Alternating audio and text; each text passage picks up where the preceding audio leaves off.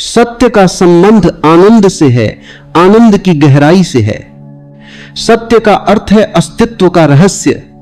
जितना अंधकार भीतर गहराता है उतना ही सत्य का प्रकाश प्रकट होने लगता है, और जितना सत्य भीतर उतरता है उतना ही अंधकार मिटता जाता है। एक महल है प्रतिबिंबों का महल, जहां चारों ओर दर्पण ही दर्पण है। हर दर्पण में अनेक रूप, अनेक छवियां दिखाई देती हैं। सत्य तो केवल एक ही होता है, उसके लाखों प्रतिबिंब होते हैं। प्रतिबिंब के रूप में तुम मुझसे अलग हो, मैं तुमसे अलग हूं, लेकिन सत्य एक ही है। बुद्ध कहते हैं जो दिखाई देता है वह प्रतिबिंब है। पर्यटकों ने जो लिखा है वह भी प्रतिबिंब है। जो भी कहा जा रहा है वह प्रतिबिंब है। अगर प्रतिबिंब को ही पकड़कर बैठ जाओ तो सत्य से दूर हो जाओगे। और यदि प्रतिबिंब इतना सुंदर है तो सोचो सत्य कितना अद्भुत होगा। इसलिए थोड़ा साहस चाहिए, प्रतिबिंब से हटकर असली चांद की ओर बढ़ने का साहस। पृथ्वी समृद्ध हो, भीतर एक अंधकार है, वह बाहर की रोशनी से नहीं मिटता। सच्चा तो यह है कि बाहर जितनी रोशनी होती है उतना ही भीतर का अंधकार स्पष्ट होता है, रोशनी के संदर्भ में और भी उभर कर प्रकट होता है। जैसे रात में तारे दिखाई पड़ने लगते हैं, अंधेर की पृथ्वी दिन में खो जाती है, इस जगत में बाहर प्रकाश होता है। जितनी भौतिकता बढ़ती है उतना ही भीतर का अंधकार स्पष्ट होता है। जितनी बाहर संपन्नता बढ़ती है उतनी ही भीतर दरिद्रता पता पड़ती है। जितना बाहर सुख वैभव के सामान बढ़ते हैं उतना ही भीतर का दुख सालता है। इसीलिए एक अनूठी बात है, मैं चाहता हूं पृथ्वी समृद्ध हो, खूब समृद्ध हो, धन ही धन का अंबार लगे, कोई गरीब न रहे। क्योंकि जितना धन का अंबार लगेगा बाहर उतना ही भीतर की निर्धनता का बोध होगा। जितनी ही पीड़ा मालूम होगी कि भीतर तो सब खाली खाली, रिक्त रिक्त। एक पुरानी कहानी है, एक राजा बहुत प्रसन्न हो, एक साधु समान। उस साधु वस्त्र साधारण था, फकीर जैसा। राजा ने पूछा, आप इतने प्रसन्न कैसे रहते हैं? मेरे पास राज्य, धन, सेना, ऐश्वर्य सब है, फिर भी शांति नहीं मिलती। साधु ने कहा, राजा, मैं बस वही रखता हूं जिसकी मुझे जरूरत है, बाकी सब छोड़ देता हूं, इसलिए हल्का हूं।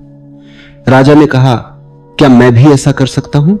साधु ने कहा, कर सकते हो, पर साहस चाहिए। जो चीजें तुमने जमा की हैं वे ही तुम्हें पकड़े हुए हैं।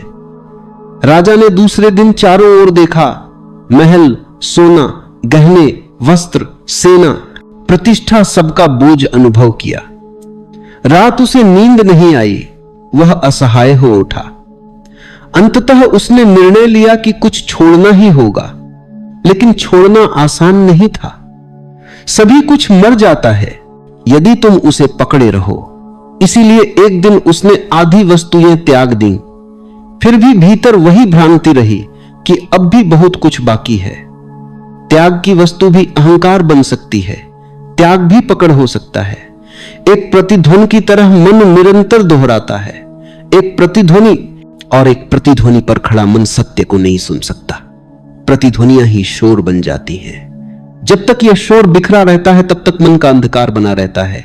जब भीतर शांति का स्पर्श हुआ तब पहली बार प्रतिध्वनियां टूटने लगी। जैसे कोई गुफा वर्षों से भरी आवाजों को पकड़े हो और अचानक उनमें से सब शांत हो जाएं, तभी सत्य प्रकट होता है। यह कहानी यही बताती है कि जब तक मन संग्रह करता रहेगा, पकड़ता रहेगा, तब तक भीतर खालीपन अनुभव नहीं होगा। बाहर बढ़ती सुविधाएं, भौतिकता, वैभव भीतर की निर्धनता को और स्पष्ट करते हैं। जितनी बाहर उपलब्धि उतनी भीतर प्यास, जितनी बाहर समृद्धि उतना अंदर रिक्तता। इसलिए यदि मन सत्य की ओर बढ़ना चाहे तो उसे संग्रह से हटकर अनुभव की ओर मुड़ना होगा। इसी में जीवन का असली परिवर्तन है, जहां व्यक्ति प्रतिध्वनियों से मुक्त होकर अपने भीतर की शांति को पहचानता है। किक ढंग से समझो, देखते हैं, यह गे केवल शब्दों का अभ्यास है, हृदय नहीं है। और इस अर्थ में ज्ञानियों के अभ्यास का यही अर्थ है कि यह वास्तविकता नहीं, मनुष्य की प्रतिछाया है।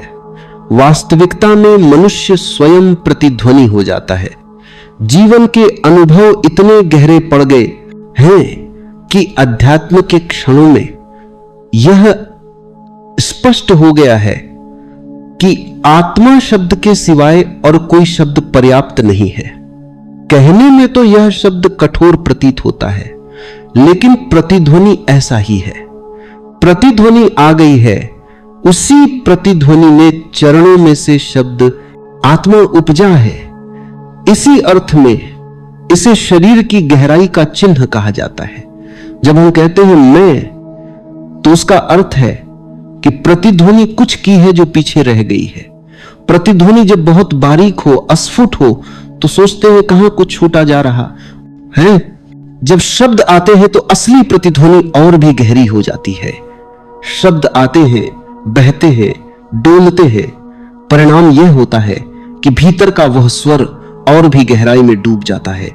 यदि तुमने ध्यान दिया हो तो जब कोई शब्द भीतर टकराता नहीं, तभी एक गहरी प्रतिध्वनि उठती है। कुछ आंतरिक मौन की अवस्था में शब्दों का प्रभाव नहीं होता। उसी मौन में प्रतिध्वनियां ढहने लगती हैं और उसी में सत्य का मार्ग खुलने लगता है। कुछ भी शाश्वत नहीं है। जो कुछ दिखता है वह बहती नदी के समान है, क्षण क्षण बदलता हुआ। और यही कारण है कि मैं और तुम, संबंध और अहंकार सभी प्रतिचिन्ह बनकर रह जाते हैं। यदि तुम नदी को पकड़ना चाहो तो वह और फिसलती चली जाती है, वह रुकती नहीं, क्योंकि नदी होने का अर्थ ही बहना है। और यदि नदी रुक जाए तो नदी नहीं रहती। नदी का चित्र नहीं लिया जा सकता। यह एक निरंतर प्रवाहमान प्रक्रिया है। नदी का चित्र नहीं लिया जा सकता। यदि तुम गहरे ध्यान में हो और फिर भीतर देखो तो वहां भी यही दुख होता है, क्योंकि भीतर भी कोई स्थिर आत्मा नहीं बैठी। यदि तुम स्थिरता चाहते हो तो उसे संबंध मत बनाओ, उसे पकड़ो मत। यदि तुम कहो कि अब तुम मेरे हो, तो प्रतिध्वनि बनते ही वह सत्य खो जाता है। यदि तुम प्रसन्नता को पकड़ो तो तुरंत भय और चिंता साथ जुड़ जाती है। यदि तुम यहर को पकड़ो मत रहता है, यदि तुम यहर को पकड़ो मत रहता है, समझ सको कि समय में सब कुछ बदलता है और तुम केवल साक्षी हो, तो फिर किसी प्रसन्नता को भी पकड़ने की चाह नहीं रह जाती। यदि तुम किसी भाषा शब्द के आधार पर बैठ जाओ तो वह भी एक नया जाल बन जाता है। इसलिए कहा गया कि सतत सजग्गा रहो, सचेत सतदर्शी, और तब तुम्हें अनुभव के बीच में एक अद्भुत शांति उत्पन्न होती है। जब तुम देखते हो कि न खुशी स्थायी है न दुख स्थायी है, नदी की तरह सब प्रवाहित है, तब एक गहरा संतुलन जन्म लेता है। तभी भीतर की स्त्री ऊर्जा और पुरुष ऊर्जा में संतुलन होता है, तभी व्यक्ति शांत हो जाता है।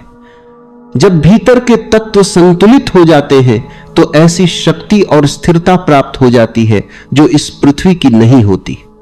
पहला विचार यह है कि हमारी परेशानियां, दुख और असंतोष वास्तव में बाहरी नहीं होते, वे हमारे मन द्वारा बनाए गए प्रतिबिंब होते हैं। जैसे शांत झील में दिखने वाला चांद असली नहीं बल्कि उसका प्रतिबिंब होता है, उसी तरह हमारे विचार, धारणाएं, समस्या भाव और चिंताएं भी वास्तविक सत्य नहीं है बल्कि मन के प्रतिबिंब हैं। जब हम इन प्रतिबिंबों को ही सच मान लेते हैं, उनसे चिपक जाते हैं और उन्हें अपनी पहचान बना लेते हैं, तभी दुख और तनाव पैदा होता है। बुद्ध कहते हैं कि समस्या स्वयं में समस्या नहीं होती, समस्या से हमारी पकड़ ही दुख का कारण बनती है। दूसरा विचार यह है कि जब व्यक्ति मन से थोड़ा दूर खड़ा होकर साक्षी बन जाता है, यानी विचारों, भावनाओं और अनुभवों को बिना उनसे जुड़े देखता है, तब भीतर संतुलन और शांति उत्पन्न होती है। जब मन की द्वैत ऊर्जा तथा पुरुष स्त्री या सक्रिय निष्क्रिय पक्ष संतुलित होते हैं तो व्यक्ति स्थिर, शांत और सचेत हो जाता है। यही अवस्था वास्तविक सच के निकट ले जाती है। मार्ग यह नहीं कि प्रतिबिंबों में उलझा रहे, बल्कि यह है कि उन्हें पहचान कर उनके पार जाया जाए। तभी व्यक्ति भ्रम से मुक्त होकर अपने सच्चे स्वरूप का अनुभव कर सकता है। मन जो देखता है वह प्रायः सत्य नहीं बल्कि केवल छाया या प्रतिबिंब होता है। इंसान जीवन भर इन्हीं मानसिक प्रतिबिंबों का पीछा करता रहता है। जैसे कोई व्यक्ति पानी में दिखते चांद के प्रतिबिंब को पकड़ने की कोशिश करे। जब तक मन प्रतिबिंब को ही सच मानता रहेगा तब तक वह भ्रम, दुख और असंतोष में फंसा रहेगा। बुद्ध कहते हैं कि सत्य को देखने के लिए पहले यह देखना जरूरी है कि जो हम सच समझ रहे हैं वह केवल मन का प्रक्षेपण है। जब व्यक्ति यह पहचान लेता है तब उससे चिपके रहने की प्रवृत्ति टूटने लगती है। इसके बाद विचार यह आता है कि साधक को वस्तु, विचार और विषयों से थोड़ा दूरी बनाकर देखना सीखना चाहिए। जब हम अपने अनुभवों, इच्छाओं और विचारों को पकड़ने के बजाय केवल देखते हैं तो धीरे धीरे मन शांत होने लगता है। उसी शांति में व्यक्ति का बोध गहराता है और वह प्रतिबिंब से हटकर वास्तविक सत्य की ओर बढ़ता है। ओशो बताते हैं कि सच्ची बुद्धिमत्ता मन से भागना नहीं बल्कि मन को देखकर उसकी सीमाओं को समझना है। तभी व्यक्ति स्वतंत्र, जागरूक और संतुलित हो पाता है। यह भाग समझाता है कि हम जीवन में जो बातें देखते और सोचते हैं वे कई बार सच नहीं होती बल्कि हमारे मन की धारणाएं और कल्पनाएं होती हैं, यानी सिर्फ प्रतिबिंब। जैसे पानी में दिखने वाला चांद असली चांद नहीं होता, वैसे ही हमारे विचार भी हमेशा वास्तविक नहीं होते। जब हम इन विचारों और भावनाओं को ही सच मान लेते हैं तब उलझन, दुख और डर बढ़ने लगता है। सच्चाई यह है कि चीजों को पकड़ने की जगह उन्हें शांत मन से देखना सीखना जरूरी है। जब इंसान अपने विचारों, गुस्से, दुख और इच्छाओं को सिर्फ देखता है, उनसे चिपकता नहीं, तो मन धीरे धीरे शांत हो जाता है और भीतर संतुलन और स्थिरता पैदा होती है। यही समझ हमें भ्रम से निकालकर सच्चाई के करीब ले जाती है। जब इंसान अपने भीतर झांकना शुरू करता है तब उसे धीरे धीरे समझ आता है कि वह जो कुछ भी बाहर खोजता रहा वह सब उसके अपने भीतर ही था। वह सुख जिसे पाने के लिए वह दुनिया के पीछे दौड़ता रहा, वह शांति जिसे पाने के लिए वह रिश्तों, पैसों और पहचान से उम्मीद करता रहा, वह सब पहले से ही उसकी अपनी गहराई में मौजूद था, बस वह उसे देख नहीं पाया। मन हमेशा उसे इधर उधर भटकाता रहा, कभी भविष्य में ले गया, कभी अतीत में, और इंसान ने कभी इस पल को शांत होकर जीना ही नहीं सीखा। जब वह रुकता है, अपने भीतर की आवाज को सुनता है, तब उसे एहसास होता है कि जीवन कोई लड़ाई नहीं, कोई बोझ नहीं, बल्कि एक अनुभव है जिसे सहजता से जीना चाहिए। जैसे ही पकड़ छोड़ते हैं, अपेक्षाएं ढीली होती हैं, वैसे ही दिल हल्का होने लगता है और भीतर एक नई जागरूकता जन्म लेती है जो बताती है कि असली आजादी बाहर नहीं बल्कि अपने ही भीतर होती है। जब इंसान जागरूक होकर जीना शुरू करता है तब उसे समझ आता है कि दुख उतना बड़ा नहीं था जितना उसका मन उसे बना देता था। वह देखता है कि जिंदगी में जो भी घटता है वह आता है और चला जाता है, जैसे लहरें समुद्र में उठती हैं और फिर उसी में विलीन हो जाती हैं। लेकिन मन हर बात को पकड़ लेता है, उसे यादों में कैद कर देता है और फिर वही बीती हुई बातें इंसान के वर्तमान पर बोझ बनकर बैठ जाती है। जब वह देखता है कि पकड़ने से केवल दर्द बढ़ता है और छोड़ने से दिल हल्का हो जाता है, तब उसके भीतर एक नई समझ पैदा होती है। वह समझता है कि जीवन को बदलने की कोशिश करने से ज्यादा जरूरी है जीवन को समझना, क्योंकि समझ में ही स्वीकृति आती है और स्वीकृति में ही शांति जन्म लेती है।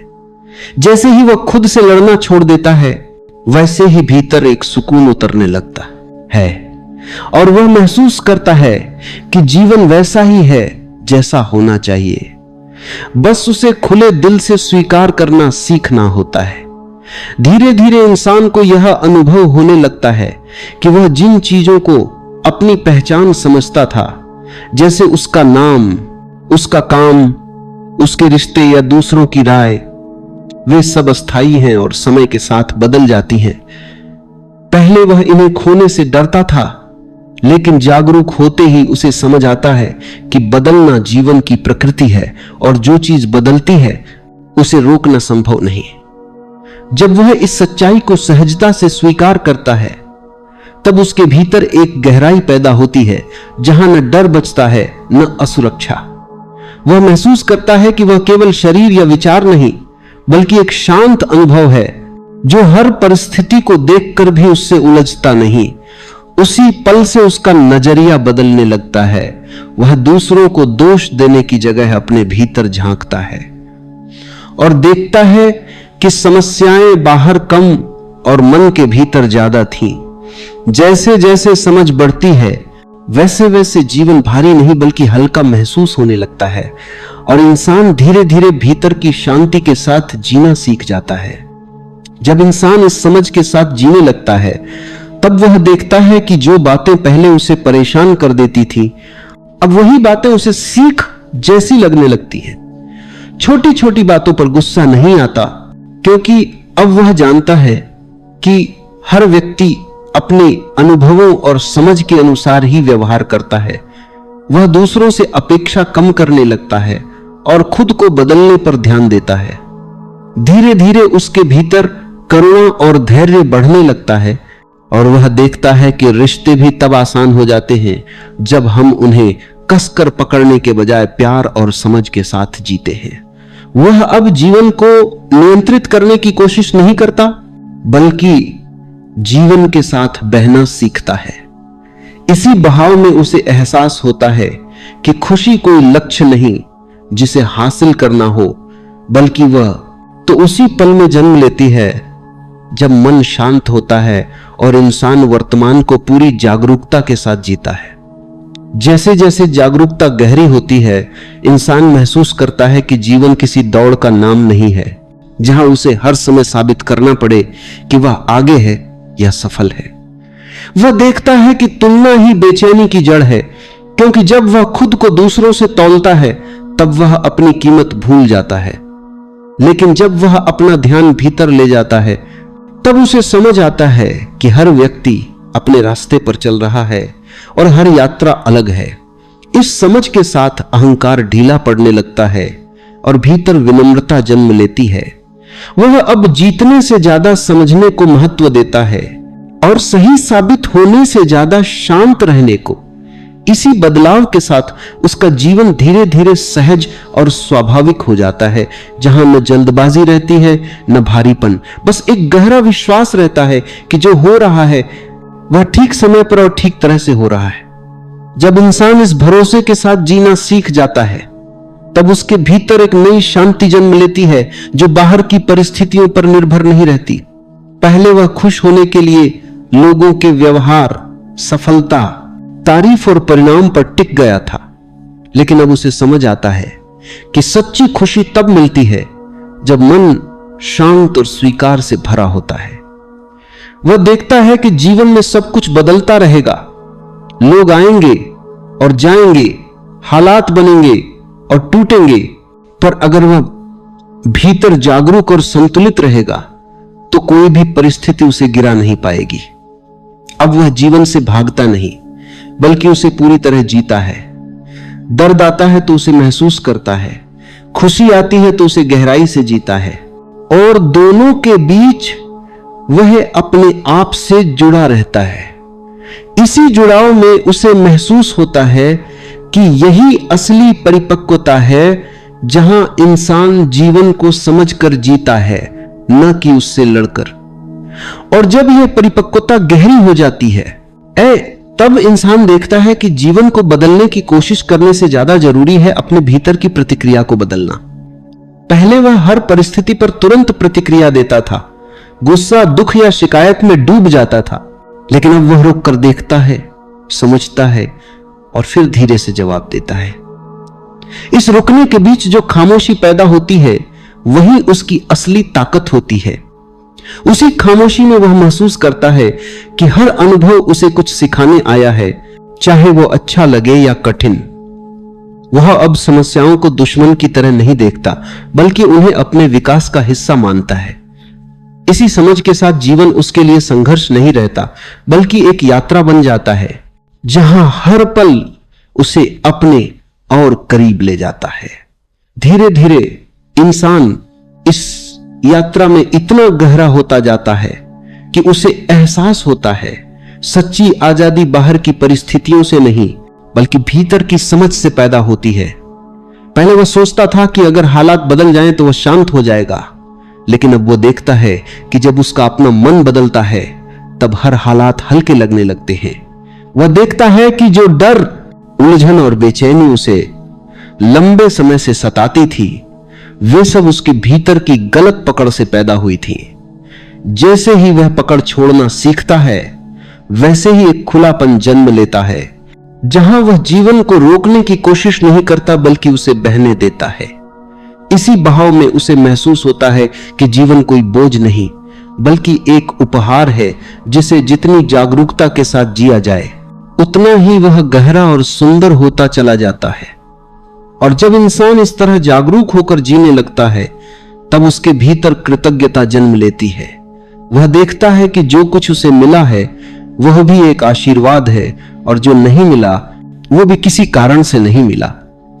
पहले वह कमी पर ध्यान देता था, अब वह उस पर ध्यान देता है जो उसके पास है।